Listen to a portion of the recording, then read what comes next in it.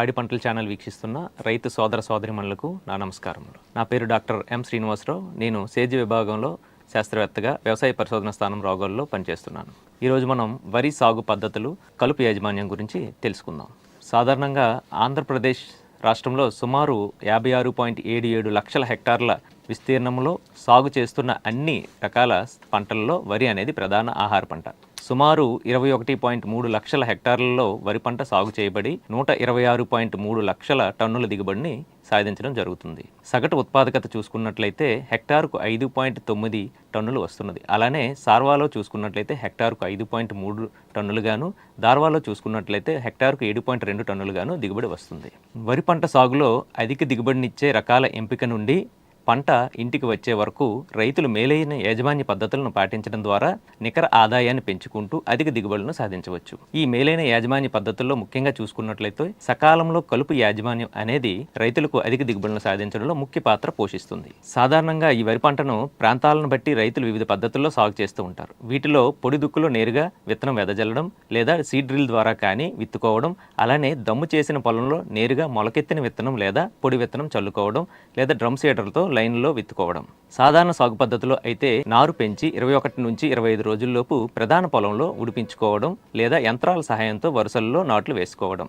వెద పద్ధతిలో చూసుకున్నట్లయితే కలుపు నివారించకపోతే 60 నుంచి 90% వరకు కూడా దిగుబడి నష్టం జరిగే ఆస్కారం ఉన్నది. అలానే దమ్ము చేసి విత్తే విధానంలో చూసుకున్నట్లయితే 40 నుంచి 60% వరకు కూడా మనకి కలుపు వలన నష్టం వాటిల్లే ప్రమాదం ఉంది. నాట్లు వేసే సాగులో పద్ధతిలో అయితే సుమారు 15 నుంచి 40% వరకు కూడా పంట దిగుబడికి నష్టం జరిగే అవకాశం ఉంది. కలుపు మందులు వాడకంలో ముఖ్యంగా రైతులు గుర్తుంచుకోవాల్సిన విషయాలు ఏంటంటే సరైన పంటకు సరైన మోతాదులో సరైన సమయంలో సరైన పద్ధతిలో అవశేషాలు లేకుండా ఉండే కలుపు మందును ఎంపిక చేసుకోవడం ద్వారా రైతులు కలుపును సమర్థవంతంగా నివారించుకోవచ్చు.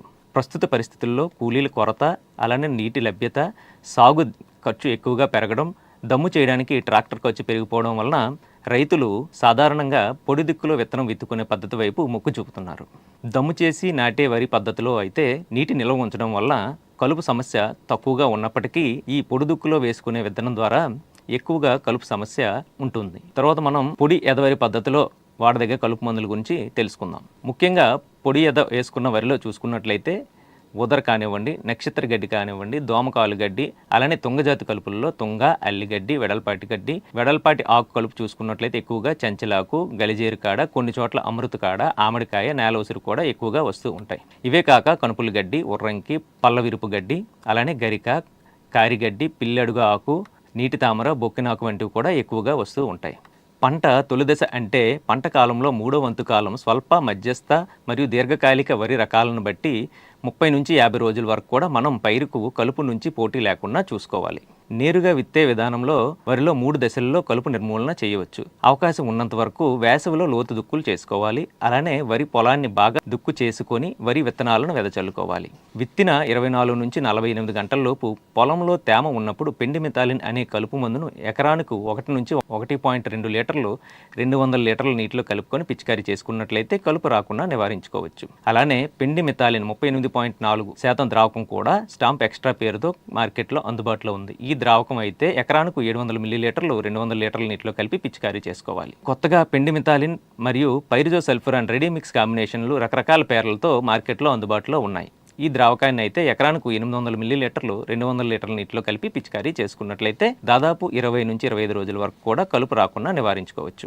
ఒకవేళ ఏదైనా కారణం చేత రైతులు విత్తిన వెంటనే కలుపు మందు చల్లుకోలేకపోయినట్లయితే 15 నుంచి 25 రోజుల వ్యవధిలో బిస్పైరిబ్యాక్ సోడియం నామినీ గోల్డ్ అనే మందును ఎకరానికి 100 నుంచి 120 మిల్లీలీటర్లు 200 లీటర్ల నీటిలో కలిపి పిచికారీ చేసుకున్నట్లయితే కలుపును సమర్థవంతంగా నివారించుకోవచ్చు.